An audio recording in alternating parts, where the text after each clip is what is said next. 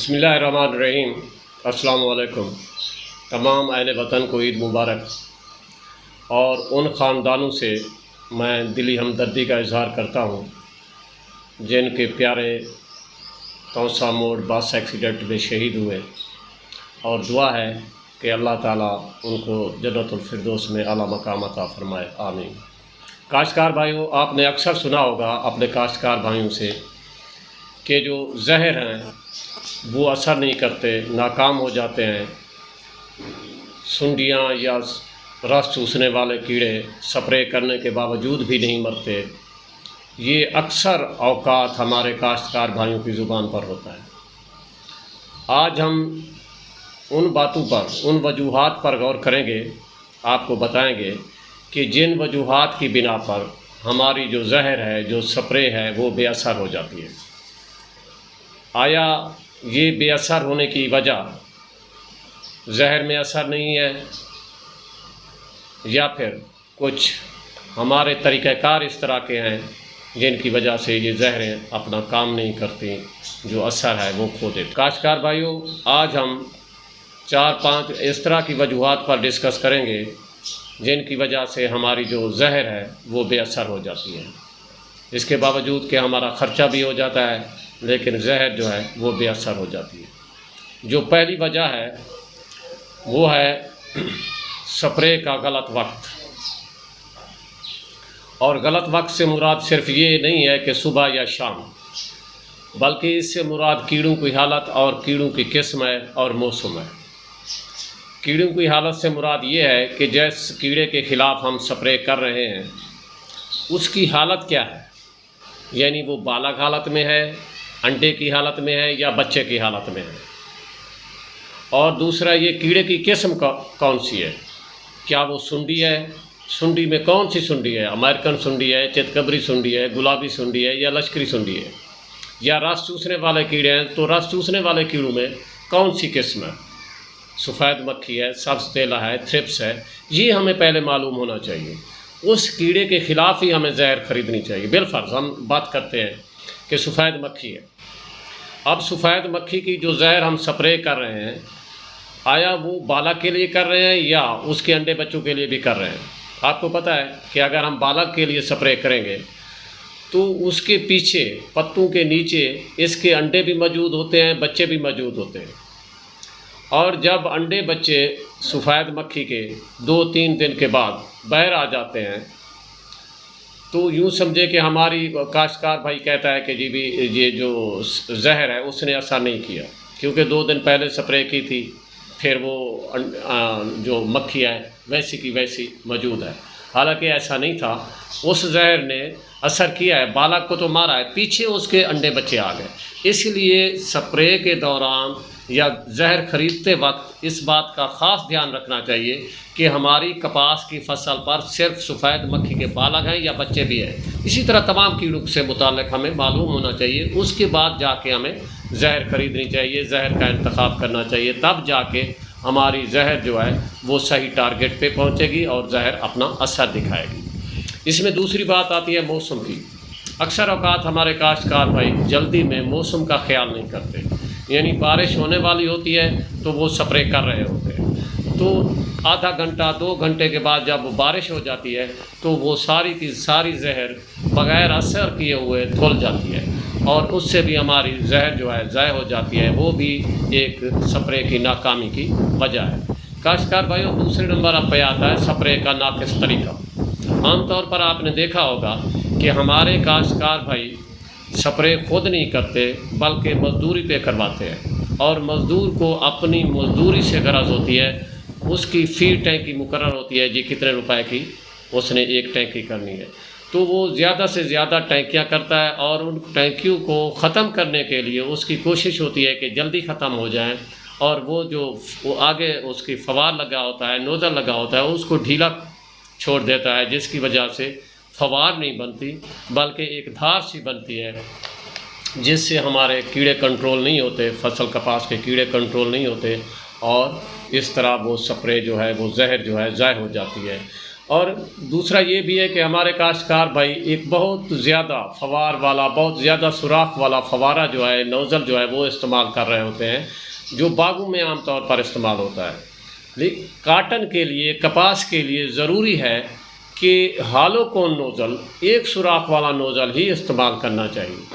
اس میں زیادہ سوراخ والا نوزل استعمال کرنے کی ہرگز ضرورت نہیں ہے۔ اس میں ایک اور بات آتی ہے کہ ہمارا کاشتکار بھائی رفتار کو مینٹین نہیں کر پاتا۔ جب وہ کاشتکار سپرے کر رہا ہوتا ہے تو بڑی تیزی سے چل رہا ہوتا ہے، ایک خاص رفتار رکھنی چاہیے، کبھی تو وہ تیزی سے چلتا ہے اور کبھی آہستہ ہو جاتا ہے، جس کی وجہ سے ہماری فصل کی جو کوریج ہے، جو پودے اس کے زہر کے نیچے آنے چاہیے وہ صحیح طریقے سے زہر کے نیچے نہیں آ پاتے۔ دوسرا وہ اپنی جو لانس ہے زہر کی یا اس کی ٹینکی کی جو لانس ہے وہ گھما رہا ہوتا ہے، جبکہ یہ طریقہ بالکل ہی غلط ہے۔ ہونا یہ چاہیے کہ لانس کو ایک سائڈ پہ رکھ کے پودوں کے اوپر سے اس زہر کو سپرے کرنا چاہیے، جبکہ وہ ادھر ادھر گھما رہا ہوتا ہے، جو انتہائی غلط طریقہ ہے، جس کی وجہ سے ہمارے کافی سارے پودے جو ہیں وہ بچ جاتے ہیں، ان پر زہر نہیں پہنچ پاتا، جس کی وجہ سے کیڑے مکوڑے صحیح کنٹرول نہیں ہو پاتے۔ دوسرا ایک اور بات بھی ہے کہ کاشتکار بھائی ہوا کے مخالف رخ پہ سپرے کر رہا ہوتا ہے، اس کی دو نقصان ہوتے ہیں۔ ایک تو یہ ہے کہ سپرے صحیح نہیں ہوتا، دوسرا یہ ہے کہ انسان پہ پڑتا ہے، جو سپرے مین ہے اس پہ پڑتا ہے۔ اب انسان کی زندگی فصل سے کہیں زیادہ قیمتی ہے، تو جس کی وجہ سے اس کو جو زہر ہے وہ لڑ جاتا ہے، خدا نخواستہ زندگی کا مسئلہ بھی بن جاتا ہے۔ تو کاشتکار بھائیوں، جو تیسرا پوائنٹ ہے، تیسری ناکامی کی وجہ جو ہے ہماری زہر کی، وہ ہے غلط زہر۔ غلط زہر سے مراد یہ ہے کہ ہم نے اگر سفید مکھی کے خلاف زہر کرنا ہے تو ہمارے کاشتکار بھائی جب زہر لینے جاتے ہیں بس یہ کہتے ہیں رس چوسنے والا کیڑا لگا ہوا ہے، تو وہاں پہ دکاندار بھائی کوئی زہر اسے دے دیتے ہیں، یعنی سفید مکھی کا لینے گیا اسے تیلے کا یا تھرپس کا زہر دے دیا گیا، یعنی وہ سلیکشن ہی غلط ہے۔ اب جب سفید مکھی کا زہر سبز تیلے پہ سپرے ہوگا یا سبز تیلے کا سپرے جو زہر ہے وہ سفید مکھی پہ سپرے ہوگا تو کبھی بھی یہ کیڑے کنٹرول نہیں ہو پائیں گے۔ اس لیے ہمیں خیال رکھنا چاہیے کہ زہر جو ہے وہ کیڑے کی قسم کے مطابق سلیکٹ کرنا چاہیے، انتخاب کرنا چاہیے، یعنی مکھی کا زہر مکھی کے لیے ہونا چاہیے اور سبز تیلے کا سپرے سبز تیلے کے خلاف ہونا چاہیے۔ چوتھے نمبر پر کاشتکار بھائیوں آتا ہے کہ زہر کی مقدار۔ بہت دیکھا گیا ہے کہ ہمارے ہاں یا تو انڈر ڈوز زہر کیے جاتے ہیں یا اوور ڈوز کیے جاتے ہیں، یعنی کہ یا تو سفارش کردہ مقدار سے کم زہر استعمال کیا جاتا ہے یا پھر سفارش کردہ مقدار سے زیادہ زہر کا استعمال کیا جاتا ہے۔ تو کاشتکار بھائیوں، اگر آپ زہر کا کم مقدار کریں گے، سفارش کردہ مقدار سے کم سپرے کریں گے، تو اس طرح ایک تو ہمارا جو ٹارگٹ ہے وہ حاصل نہیں ہو پائے گا، کیڑے نہیں مریں گے۔ دوسرا یہ ہے کہ سفارش کردہ مقدار سے کم زہر کرنے سے کیڑوں میں قوت مدافعت آ جاتی ہے، اور اگر ہم سفارش کردہ مقدار سے زیادہ سپرے کریں گے تو اس سے یہ ہوگا، تو ایک تو کیڑے جو بچ جائیں گے وہ بالکل ہی ان میں قوت مدافعت آ جائے گی، وہ پھر کسی زہر سے مر نہیں پائیں گے۔ دوسرا یہ ہے کہ اس سے فصل کو بھی نقصان پہنچتا ہے۔ فصل میں جب زہر اوور ڈوز ہو جائے تو فصل میں شیڈنگ ہو جاتی ہے، فصل میں برننگ ہو جاتی ہے، جو پھول گڈی فصل پہ آئے ہوئے ہوتے ہیں ان کا بھی کیرا ہو جاتا ہے۔ تو کاشتکار بھائیوں، آخر میں ایک پوائنٹ ہے، یعنی کیڑوں میں قوت مدافعت۔ ہماری زہر کی ناکامی کی ایک وجہ یہ بھی ہے کہ ہمارے جو کیڑے ہیں، یعنی رس چوسنے والے کیڑے ہو گئے یا سنڈیاں ہو گئیں، ان میں کافی تبدیلیاں آ چکی ہیں، ان میں قوت مدافعت آ چکی ہے۔ جو زہریں ہم استعمال کر رہے ہیں ان کے خلاف قوت مدافعت آ چکی ہے، اس لیے ایسی نئی کیمسٹری استعمال کرنی چاہیے جو مارکیٹ میں آئی ہوئی ہے، جن کے خلاف ہمارے کیڑوں کی جو ہے وہ قوت مدافعت کم سے کم ہو۔ تو کاشتکار بھائیوں، یہ وہ چند وجوہات تھیں جن کی وجہ سے ہمارے کاشتکار بھائی کہتے پھرتے ہیں کہ جی زہروں میں اثر نہیں ہوا۔ اصل وجہ یہ ہے کہ ہمارے جو سپرے کرنے کا طریقہ ہے، وقت ہے، اور پھر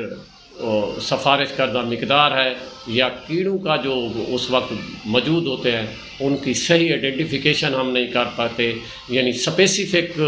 زہر جو ہے سپیسیفک کیڑے کے خلاف ہم نہیں کر پاتے، جن کی وجہ سے ہماری زہریں ہیں جو سپرے ہیں وہ ناکامی کا باعث بن رہی ہیں۔ تو کاشتکار بھائیوں، یہ باتیں آپ سے شیئر کرنی تھیں۔